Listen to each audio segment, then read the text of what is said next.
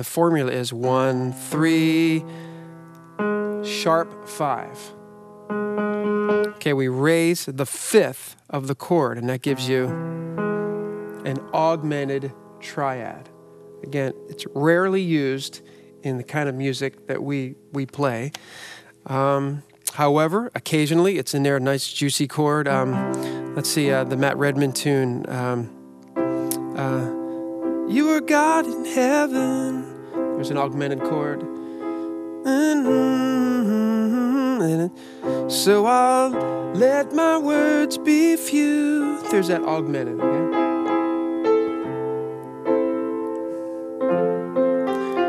Okay, and then the fourth type of triad is a diminished triad. And the formula for that is the root, and then we flatten the third or lower the third a half step. And then we also lower the fifth. So we have root, third, and then take the fifth and lower it. Very dark. Like a horror movie or something. And again, when do we use that? Rarely, okay? And that's typically, it functions as a 7 chord. So in the key of C, remember, we have a B diminished and it wants to be resolved up to the C, okay? So typically, a diminished chord is used functioning as a 7 chord, or occasionally, if we're in the key of C, you can use it as like a sharp 4, which is like, and then 4, 5, 1, so it's 1, and then it's kind of juicy. Diminished, it's a sharp 4 diminished, definitely not diatonic, okay? And then 4, 5, 1. Now here's something else I want to do while Don is here, because he can demonstrate on the keyboard, and it's somehow visually easier to see on the keyboard. So let's take a look at the keyboard, and we're going to go up the elevator, up the ladder, okay? So Don, would you play this for us? We'll go root, third, fifth, seventh, and that's a C major 7 chord. Let's try that again. Root, third, fifth, seventh. In fact, if you're home watching this, go ahead and sing those notes. Root, third, fifth. There's your triad. Now we go up the ladder. Seventh. Let's just play that, Don. Just do some 4-part chord for now. Seventh. That's a C major 7. Okay. Let's go to a 2 minor 7 now. In the key of C, that's a what? D minor 7, right? So let's do that. Root, third, fifth, seventh. See that? Let's go to a 3 minor 7 chord. Root, third, fifth, seventh. Okay, let's go to a 4 major 7th chord. In the key of C, that's an F major 7. Let's go to a G 7th chord. That's a dominant 7th. Which is a dominant 7 is not the same as a major 7.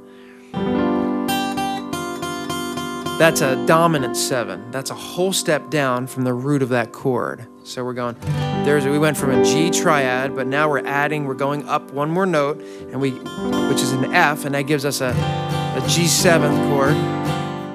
Okay, let's spend a little bit more time looking at some of these colors. We've been dealing mostly with triads up to this point, and so just by going up the ladder one more time, we're going to get root 3, 5, 7, 4-part chords, okay? Starting on the 2nd degree of the scale, a nice minor 7 chord, and then 3rd degree of the scale, there's an E minor 7, 4th degree of the scale, it's a nice major 7 sound. So we're going 1, 2, 3, 4, 5. Whoa, completely different sound, isn't it? It's pretty harsh, or it's a lot of tension. That's because it's the 5 chord, and the 5 chord always wants to be resolved back to the 1. Now, how did that happen? Well, it's just because of the formula deriving our chords from a major scale and just skipping every other note, going up the ladder a little bit higher, it still functions the same. A C chord is the same as a C major 9. It functions the same. You're just going up a little bit higher, one more note higher, okay? Same with a D minor 7. And now you could add the 9 and the 11.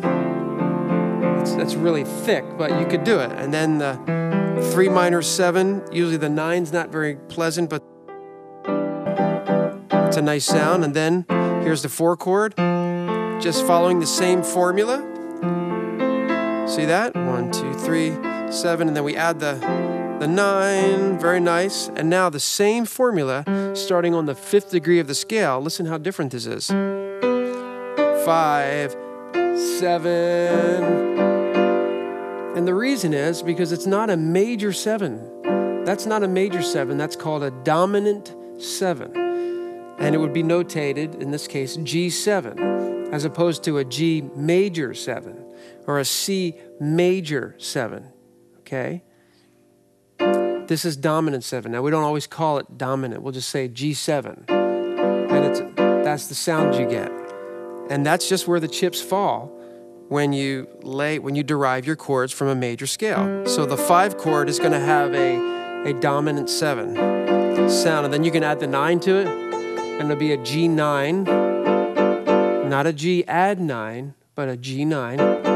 Or a G11, which is that sort of James Taylor kind of sound, which wants to be resolved back to 1, okay? Now, let's just explore this major 7 versus dominant 7 thing for a minute. Let's go back to C, and here's a C. There's a major 7. To make that C chord a C7, you know, we've all seen that, C7, that implies that's a dominant 7. So it's not a major 7, we go down at a whole step. So there's the root, there's the octave, we go down a half step. That's a major 7. We go down another half step. That's a dominant 7 kind of sound. Now, normally, that dominant 7 sound it's functioning as a 5 chord. It wants to be resolved. So C is the 5 chord in what key? C is the 5 chord in the key of F. There's 1. Okay, let's go back to the key of C. We're in the key of C. So there's the G7, and it wants to be resolved back to C. Okay, so the G7 is functioning as a 5 chord.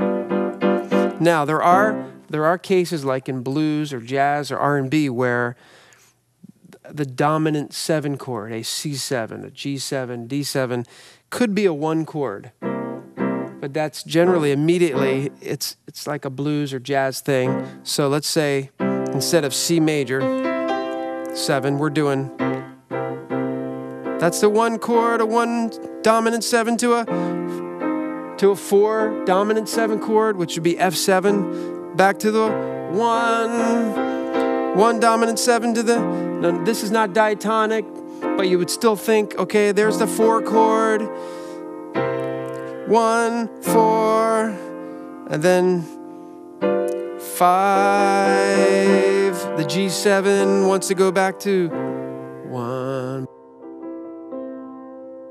Let's actually play around a little bit with these 4 and 5 part chords. Remember, it's the same quality, a 1 chord, whether it's a C chord or a C major 9, it functions the same.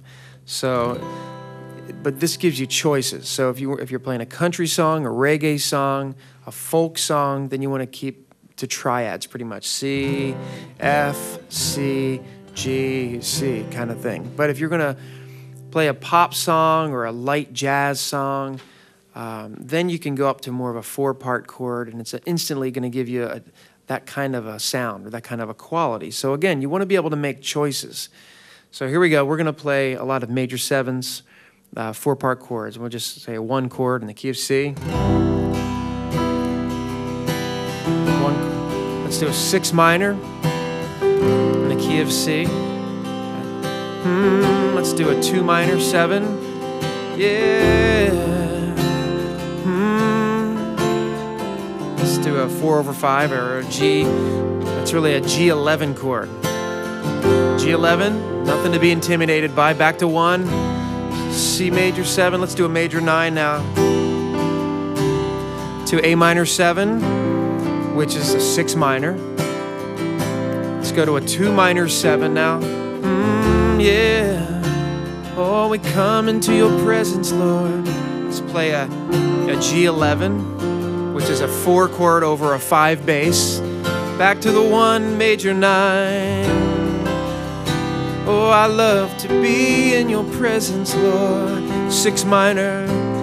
I love to sing out a new song. 2 minor chord.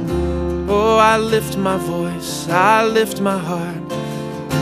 4/5, G11. Yeah. And instead of 1, let's go up to a 6 minor. Oh, I lift my voice to you. 4 major 7. Yeah. Back up to a 6 minor 7. Yeah. I lift my voice to you. To a 2 minor. To a G11. Yeah. Back to 1.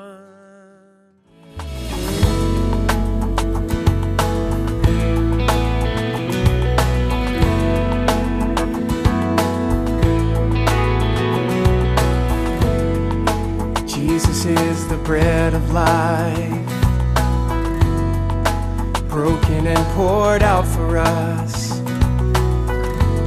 And because of his great sacrifice,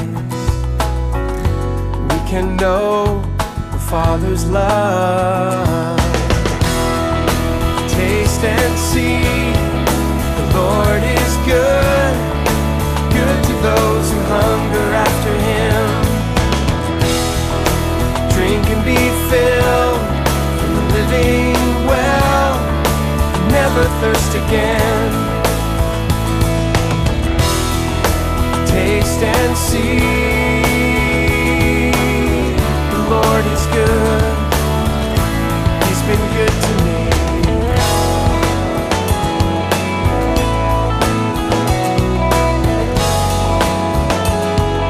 Jesus, bread of life. Bread of life, broken and poured out for us. And because of his great sacrifice, we can know the Father's love. Taste and see, the Lord is good, good to those who hunger after him. Drink and be filled from the living well, never thirst again, no, never thirst again. Taste and see, the Lord is good, he's been good to me.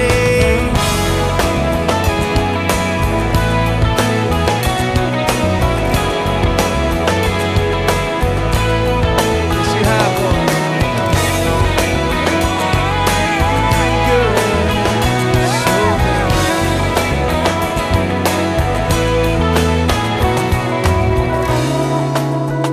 And see, the Lord is good, good to those who hunger after him.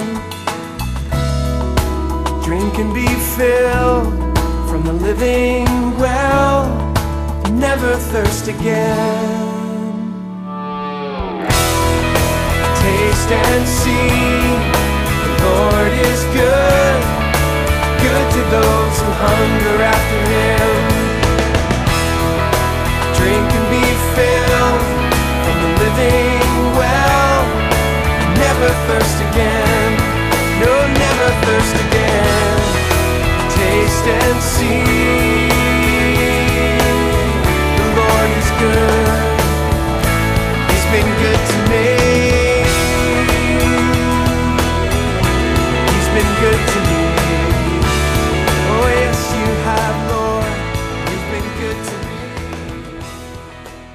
this really is like a 1-year class trying to be crammed into an hour and a half or almost 2 hours on this DVD.